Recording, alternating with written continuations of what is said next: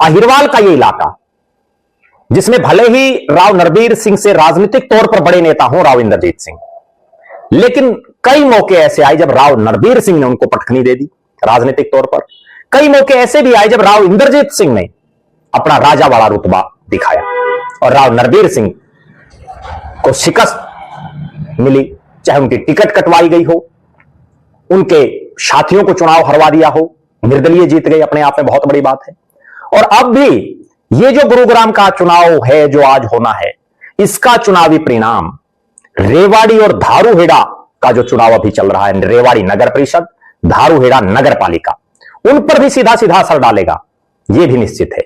क्योंकि रेवाड़ी की सीट को जिताने के लिए राव इंद्रजीत सिंह ने अपनी प्रतिष्ठा से उस सीट को जोड़ दिया है। एक केंद्रीय मंत्री और एक नगर परिषद रेवाड़ी की सीट को जिताने के लिए एडी चोटी का दमखम लगाए हुए हैं। जिस तरह से अहिरवाल के इस पूरे इलाके में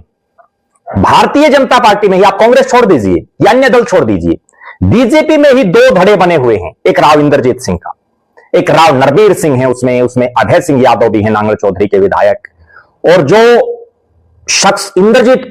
की राजनीति को पसंद नहीं करते वो तमाम लोग।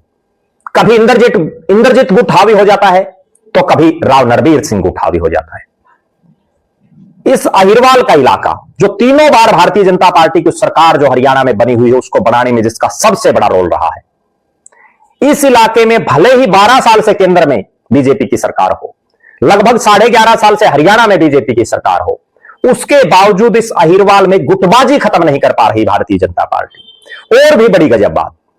बीजेपी खुद का अपना सिस्टम इस अहिरवाल में मजबूत नहीं कर पा रही, यानी मूल भाजपाई कोई मजबूत नहीं है इस इलाके में। महेंद्रगढ़ हो, रेवाड़ी हो या गुरुग्राम हो, तीनों जिलों की सारी सीटों पर अगर हम देख लें तो ज्यादातर उन लोगों को टिकटें दी हैं बीजेपी ने अब तक जो या तो इंद्रजीत सिंह के खासम खास थे। इंद्रजीत जब कांग्रेस में थे तो वो कांग्रेस में थे, इंद्रजीत सिंह ने जब इंसाफ मंच बनाया तो वो इंसाफ मंच में थे, आज इंद्रजीत सिंह बीजेपी में है तो वो बीजेपी में है, या दूसरी पार्टियों से आए हुए नेता, दल बदलू टाइप के नेता, ज्यादातर वही। एक सबसे सीनियर इस इलाके के नेता रामविलास शर्मा जो मूल भाजपाई हैं, उनको तो पार्टी ने खुदे लाइन पहले ही लगा दिया है। आज के चुनाव में आप क्या मानते हैं कि मोदी के मंत्री राव इंद्रजीत सिंह भारी रहेंगे